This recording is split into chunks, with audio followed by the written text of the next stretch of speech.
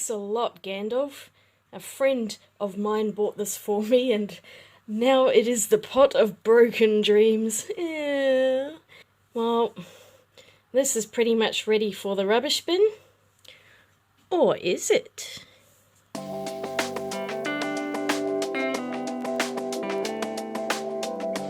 I'd read about Kintsugi a while ago and was intrigued by the idea. And so, of course, when this pot got broken by the cat, I thought that I would at least try and have a go and see if I can put it back together. Now, I am going to state that this is not Kintsugi, what I'm going to do.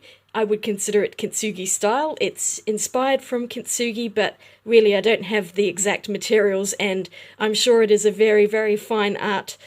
And I've never done it before. I have no idea if I'm going to even be able to put this thing back together. It's pretty much shattered.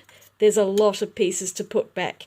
So I'm going to do my best, and hopefully I will at least be able to rescue this pot of broken dreams. Now, I really don't want to wreck my lovely new background, so I've reinstated the old, gross, filthy one, and I've also put the pieces at the moment in this plastic container, which is actually the lid of one of those big sandwich platters you can get from Costco, and I took it from a party that we went to because I figured it would definitely come in useful for something. I have other plans for this as well, but this will also function as my pot piece holder. Now I will get some other supplies together and hopefully we can fix this thing. Now obviously I don't have actual gold, but I'm also a bit loath to go out and buy something to fix this with, so I've rummaged through my art supplies and I remembered that I do have these, which are, I put them around the right way.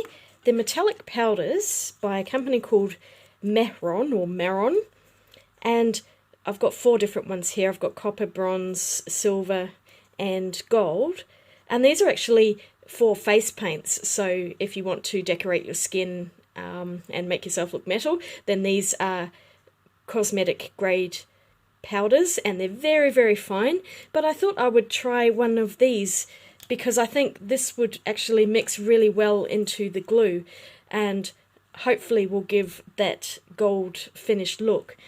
If it doesn't work, what I'll probably do is find some gold paint and paint over the edges of it. But I think I'll start with this and we'll work it out from there. We also actually had in the house, and I didn't have to go out and buy it, some epoxy glue. So this is 5-minute epoxy. I think we've used it a bit before, but there looks like there's still quite a lot in there, so I'll just use this to mix up my glue. Now I've done some reading, and really being 5-minute epoxy, I'm going to have to do this in small stages, mixing up just a tiny amount together. So the idea would be to put the glue out, mix in a bit of the powder, and then apply it to the cracks and stick everything together. So I'm going to have to do it in stages, I think. Along with the epoxy glue and the powder, I also have a little, I think this was a paperclip dish, and I'm going to use this to mix the epoxy glue in. I've got an itty bitty spoon to scoop out some of the metallic powder, and then I've got a variety of wooden sticks to mix the epoxy and apply it to the broken pottery pieces. I'm just not too sure what size I want yet, so I just pulled everything out. And obviously safety is also really, really important, so I managed to find, it's been used a couple of times, but it's a P2 mask, so this will keep out fumes, and I'm thinking that epoxy glue is going to be pretty strong, so I'm definitely going to wear this while I'm applying that glue.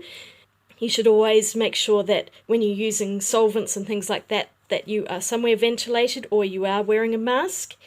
And I've got some old gloves just to protect my hands from the glue, and somewhere around I've got some glasses. I'm not sure if I'm going to use them yet. Sometimes it's really hard to wear the mask and the glasses at the same time, but I will have these on hand just probably when I'm dropping out that metallic powder so I don't get anything in my eyes. and if the glue starts bothering me, I'll definitely be wearing them. So safety first when we're doing things like this.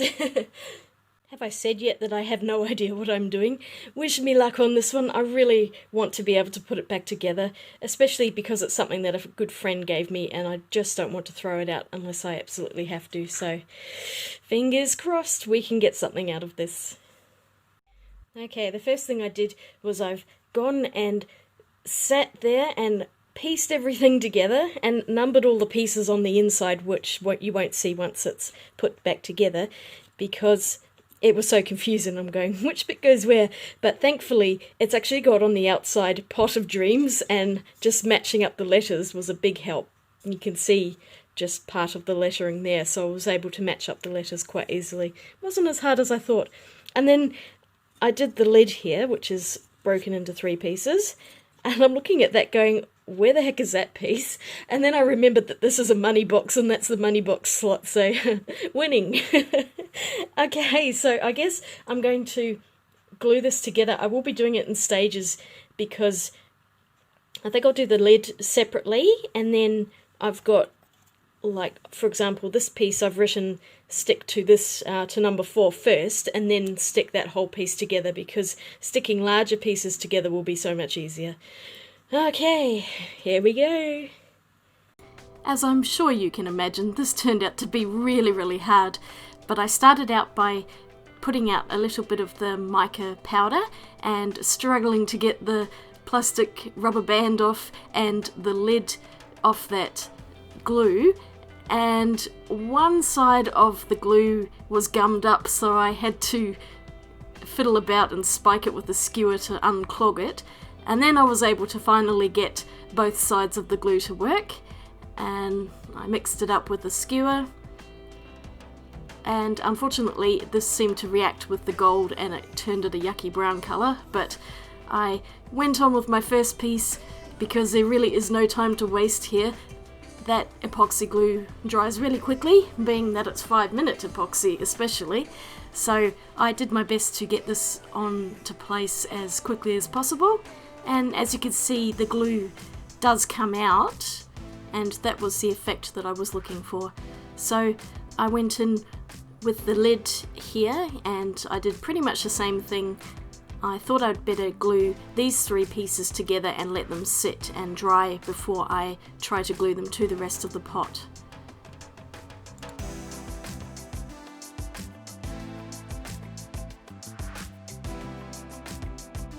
That tiny skewer was taking far too long, so I brought out the broader piece of wood.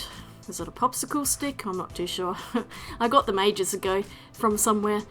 And then of course I remembered that I needed to cover the rest of it with glue, and the whole thing fell apart, and at this stage I was getting a bit frantic because that glue was starting to gum up and dry. So yeah, I had a bit of fun there.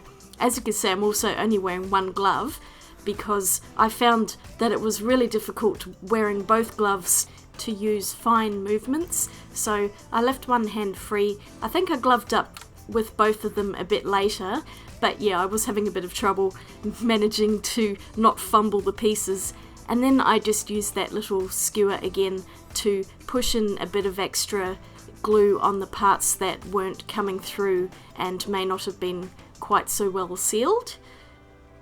So I was quite finessey, and of course I managed to get glue on the pot.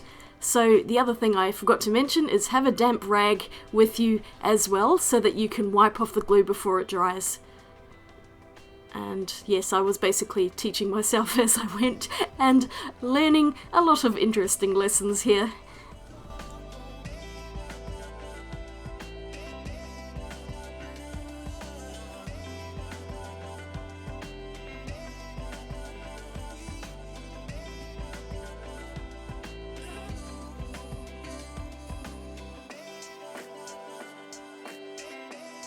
And that's the lid done. Now back to the body of the pot. I have to say it was quite challenging putting the pieces back together, and as you can see I've mixed up a new batch of glue here, and I thought I would start with the smaller piece first because it is easier to fix a smaller piece to a larger piece, and I was trying really hard to match the letters up. A couple of times I had them slightly askew, but I was able at least to move it because the epoxy doesn't dry immediately, so there is wiggle room. And even though I'd written down the numbers on the pieces of pot, there were still times when I was just going, why does that piece not fit there? And yes, it was a bit of fun. So I was quite liberal with the epoxy, and I just basically put it on one side of the piece that I was working together. And you can see a nice bead of glue coming out there. Although, looking at that, I think I might have not quite gotten that piece together properly.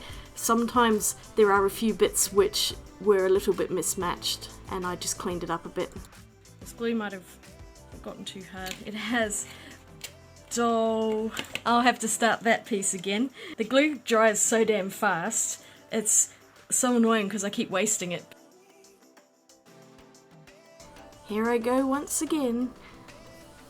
And I don't know what happened there. I think that yellow side was giving me a lot of grief. It just did not want to come out. I don't know the components of epoxy glue. It's not something I've used very often, but I'm quite glad I at least was able to figure out how to use it this time. And I added a little more powder as well because I was picking up the stuff that was left in the pot, but it just wasn't quite enough and it looked quite transparent. So here we go again, putting on some more glue to this piece, and then I will be sticking it to one of the other pieces. This was so fiddly. The pot had a lot of breaks. I think quite often when I've seen Kintsugi, it's usually only one or two pieces that are broken, whereas my lot was a lot. But how satisfying is that? That was the most satisfying piece to fit, almost, I think, except for the lid. But yes, that went together really nicely, and I was very happy that the epoxy stuck well and it wasn't falling apart. I had a tiny little chip here and I managed to put that back on, although of course I stuck it on upside down to begin with. And then I, for some reason, couldn't work out that piece, and I had to measure it a couple of times. Measure twice, cut once, remember that? And finally I figured out that it went that side up, and there's me getting out that big spatula piece again because the glue was quickly drying and I just wanted to get it on there quickly. But it was turning out more successfully than I thought it was going to at the beginning. Okay, I've got all the small pieces together. Now I'm just going to glue all of the big bits together and hopefully put this pot back into one piece. And just a memo for anyone, don't use a container that you want to reuse because this is completely dried on and I'm just going to have to throw it out. So I'm going to just use the lid of it for the rest of the epoxy. And here we go again. Mixy, mixy. Spready, spready. I was getting a bit sick of this by this point, and I was actually getting better at it though, which was the good thing. So I'm glad I learned something during this process, although I was also quite impatient and I wanted to get this on quickly, so it's not very neat. As you can see, I was just blobbing it on by the end here, and it was really fun putting in the larger pieces together and seeing them fit just perfectly. It was so snug and so satisfying.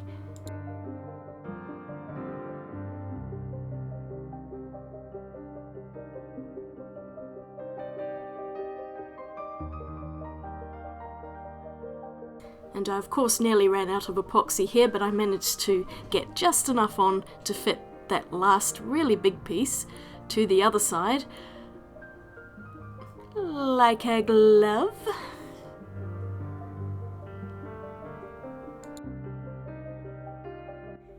Okay, I've now got the pot sitting on another pot, so it's off the table and it can dry properly. I've just got to somehow attach this lid to the rest of it. So this is the last piece that I'm going to do, and then I'm just going to let the whole thing sit and dry for a while because it is still quite tacky and I keep touching it and getting it on myself. Great!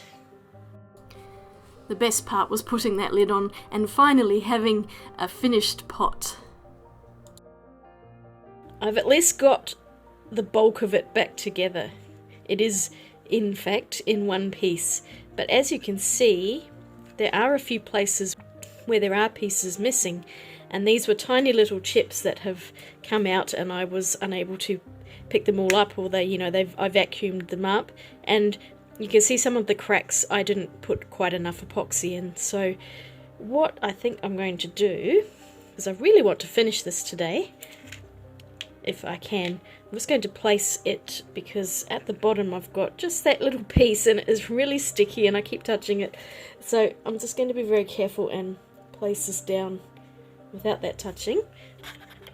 And I don't think I'm going to use any more epoxy, but I do have these liquid pearls, and I have a gold one, but the colour does not match this at all.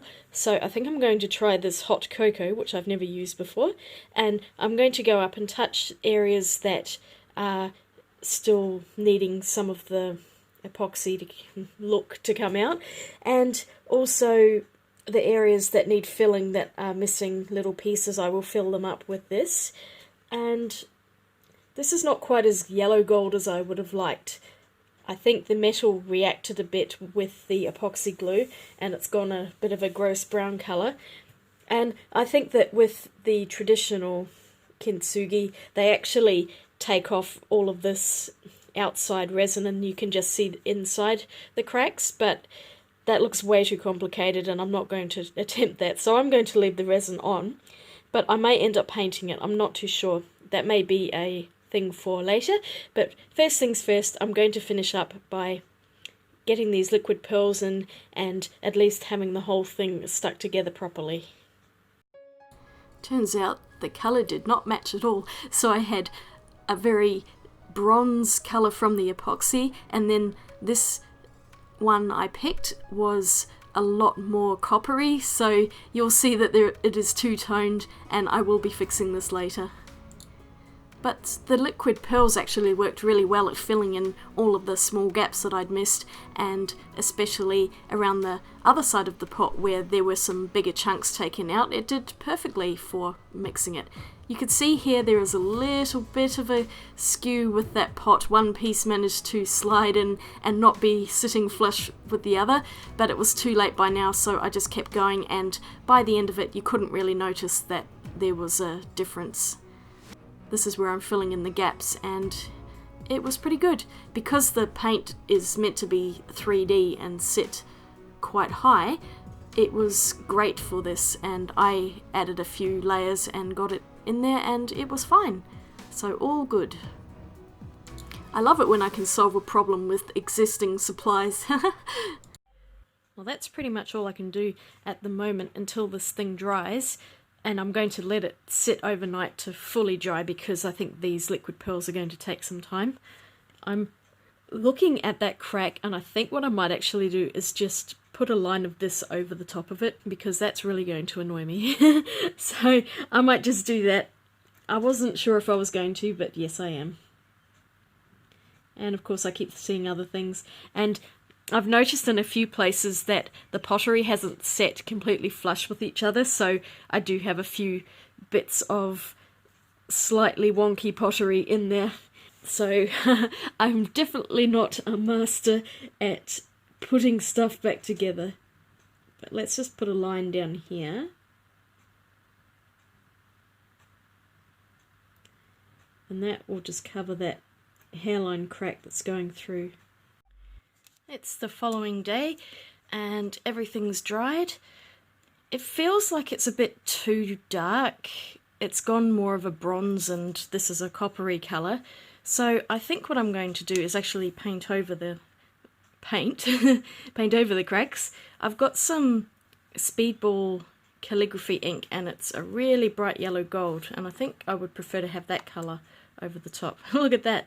So this is really iridescent, and I'm going to try and give this a go by putting it over the top.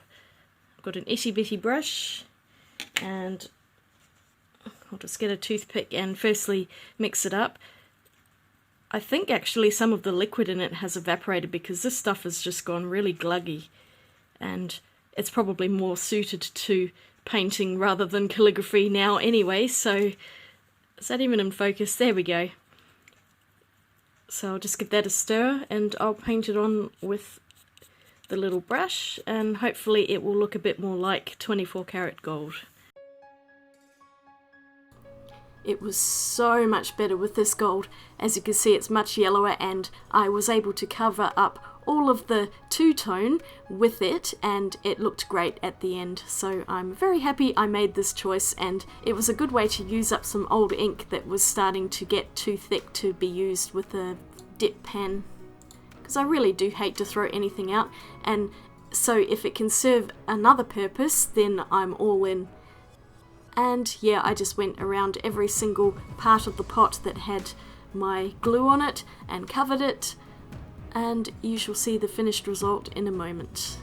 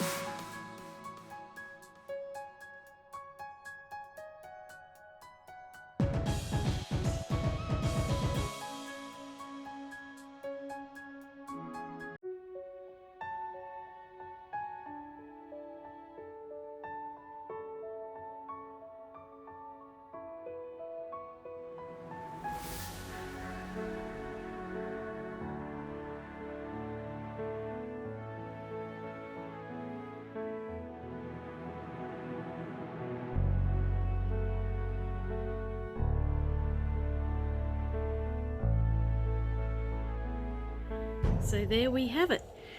It didn't turn out too badly. I mean, it's not super amazing, but I do quite like the gold effect. I'm happy I was able to put the pot back together. At one stage I wasn't sure that was even going to happen, so I'm really pleased that the pieces actually fit back together really well. There were only a few issues with some of the tiny chips missing out of here, but since they were underneath, it was actually quite easy just to fill those in. So I think it's come up quite well. I'm really glad I put that yellow gold over the top. I think it's given it a really neat look.